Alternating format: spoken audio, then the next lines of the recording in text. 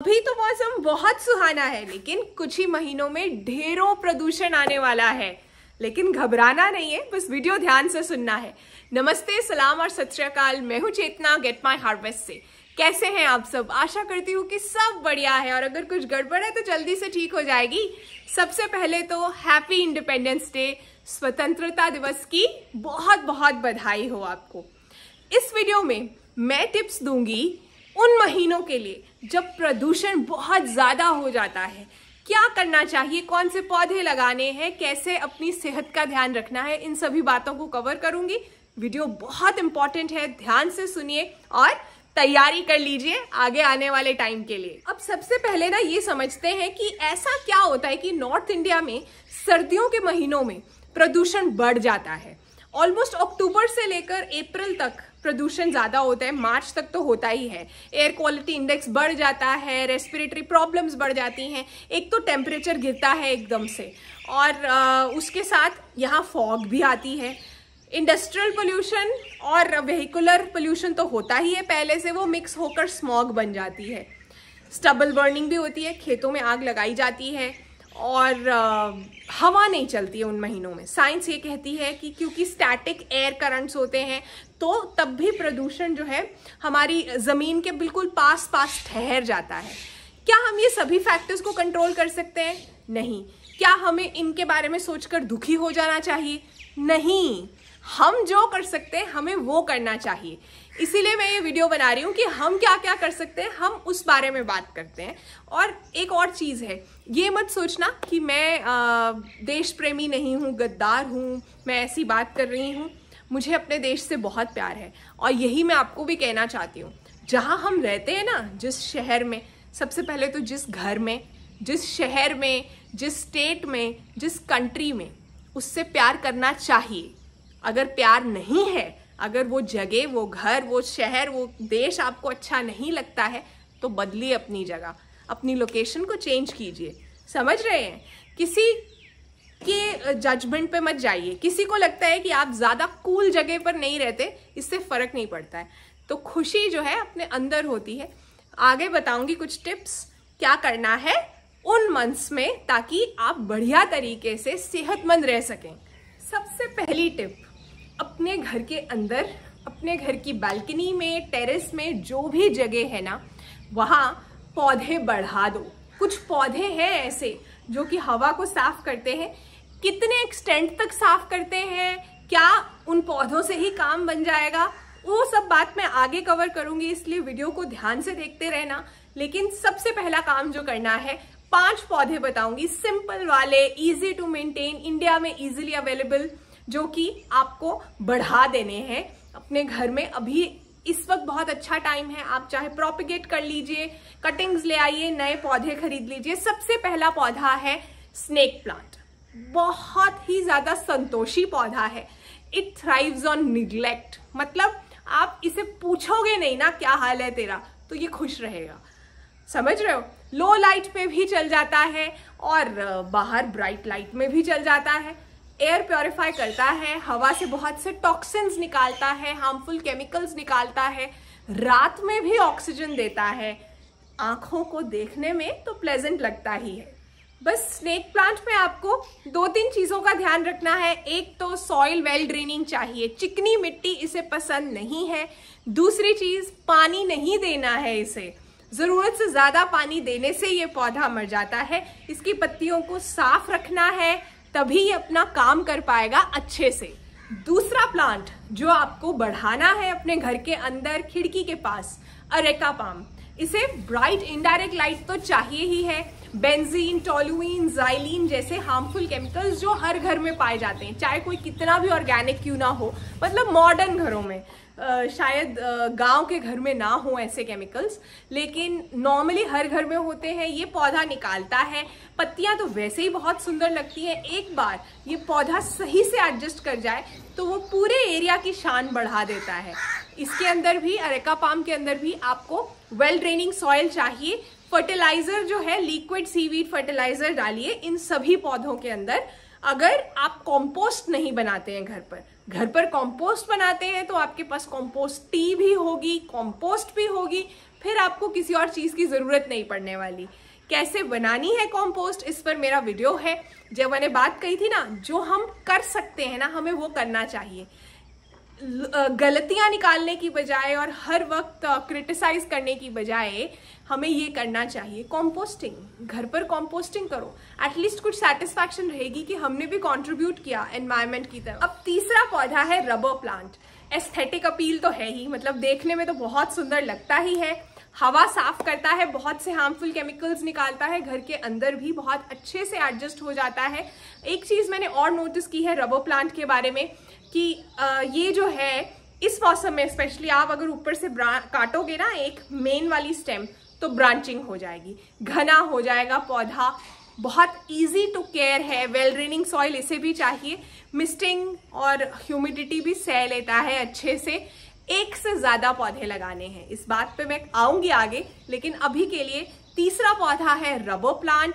कोई भी rubber plant जो है, आप कोई भी वैरायटी ले आइए, वास्तु के हिसाब से भी रबर प्लांट को शुभ माना गया है घर में लगाने के लिए। नंबर 4 पर है ड्रेसीना। ड्रेसीना में स्पेशली सॉन्ग ऑफ इंडिया और वो रेड बॉर्डर्स वाला ड्रेसीना ज्यादा इफेक्टिव है वॉलेटाइल कंपाउंड्स निकालने के लिए और केमिकल्स निकालने के लिए हवा से। पेट्स से दूर रखना है इसे, अगर घर में पेट है फिर ड्रेसीना मत लगाना या किसी ऊंची जगह रखना, ये पेट्स के लिए सही नहीं होता है पौधा। और आपको ये देखना है कि इसे भी खिड़की के पास रखना है। ब्राइट इनडायरेक्ट लाइट चाहिए ड्रेसीना को, देखने में स्टाइलिश लगता है। स्पेशली कोई ऐसे कॉर्नर्स है ना जहां आपको टॉल प्लांट्स चाहिए, वहां ये सही से चल जाएगा।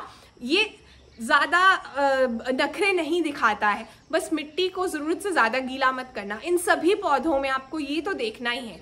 स्नेक प्लांट का तो बिल्कुल ही पानी पसंद नहीं है, खास पसंद नहीं है, लेकिन बाकी के पौधे जो हैं वो चाहते हैं कि वेट करो, मिट्टी सूख जाए फिर हमें पानी देना, तो जरूरत से ज्यादा इनका ध्यान रखने की भी आपको आवश्यकता नहीं है। इसी लिस्ट में फाइनल पौधा है पोथोस या मनी प्लांट।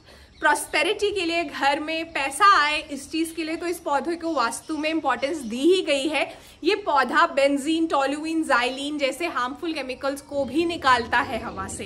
बहुत ही इजी टू मेंटेन पौधा है। मुझे लगता है सबसे ज्यादा कॉमन ये पौधा है जो कि घरों में पाया जाता है और इसकी कदर नहीं होती है अक्सर, लेकिन ये बहुत इंपॉर्टेंट पौधा है। आप इसे बढ़ा सकते हैं, इसका नंबर बढ़ा दीजिए अपने घर के अंदर अगर आपको इसके एयर प्योरीफाइंग बेनिफिट्स लेने हैं।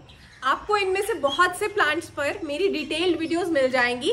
आप प्लांट के नाम के साथ गेट माई हार्वेस्ट को यूट्यूब पर सर्च किया करो, snake plant get my harvest, search results में आ जाएगा get my harvest money plant या गेट माई हार्वेस्ट पोथोस। देखो कि वीडियो आ रही है।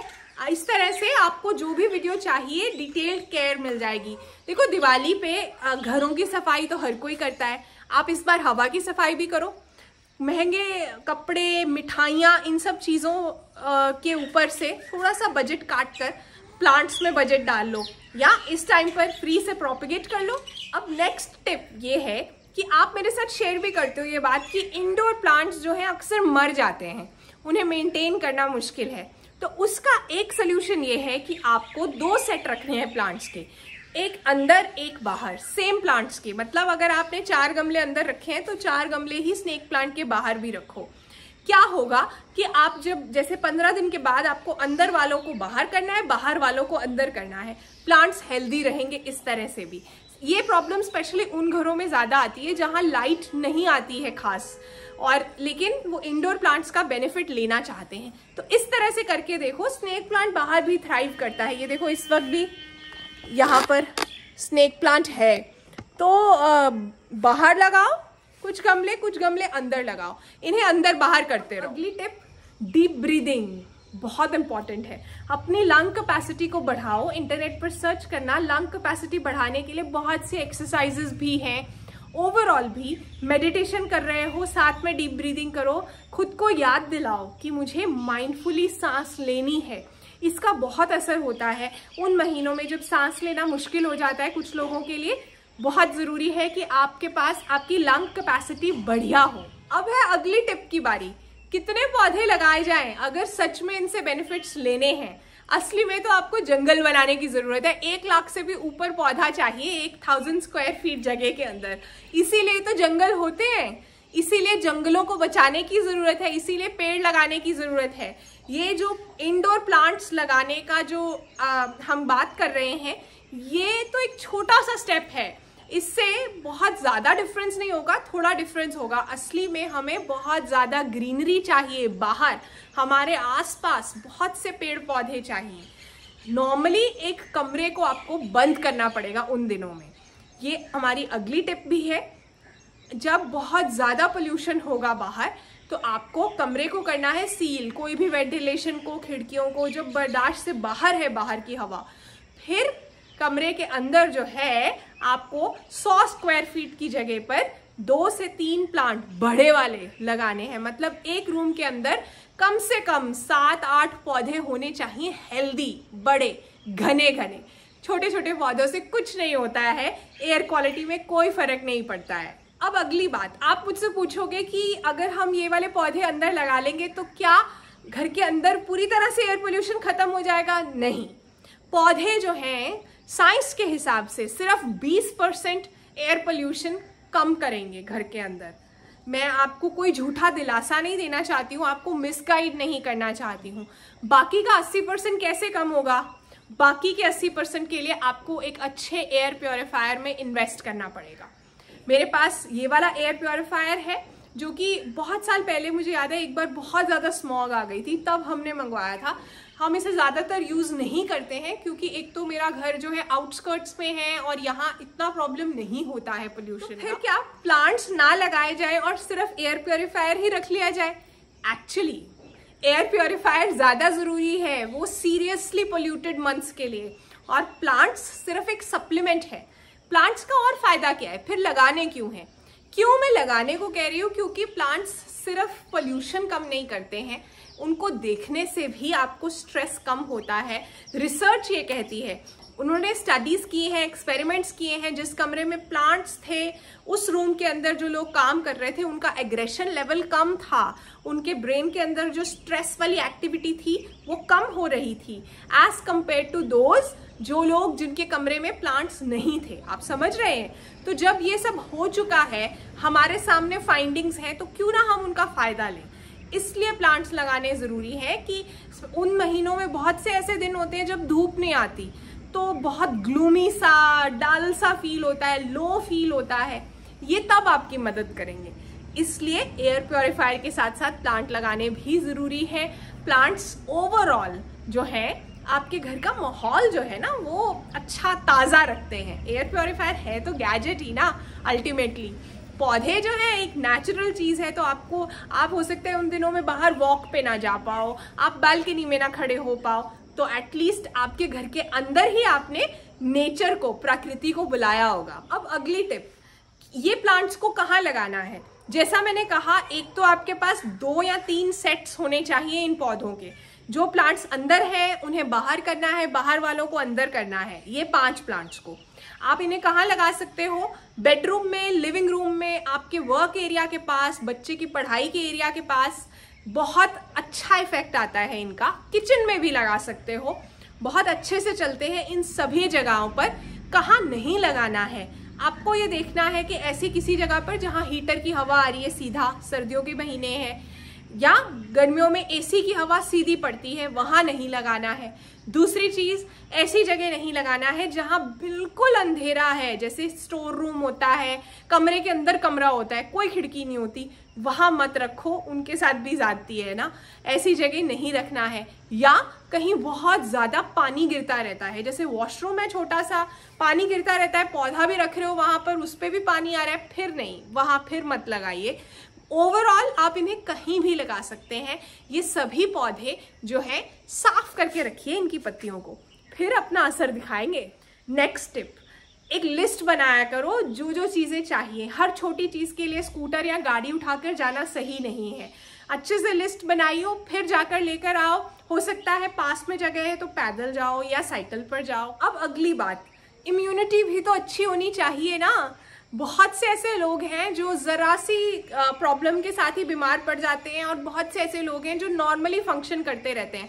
तो हमें अपनी बॉडी को, अपने माइंड को, अपनी ओवरऑल हेल्थ को ऐसा बनाना है कि हम सह पाएँ बहुत सी प्रॉब्लम्स। उसके लिए पूरा साल हेल्दी खाना चाहिए। अब तो इतनी ज़्यादा इन्फॉर्मेशन है और हम सबको पता है क्या हेल्दी है, क्या हेल्दी नहीं है, क्या हमारी सेहत के लिए अच्छा है, क्या नहीं है। बस हम फिसल जाते हैं, वो फिसलना नहीं है ना ज़्यादातर।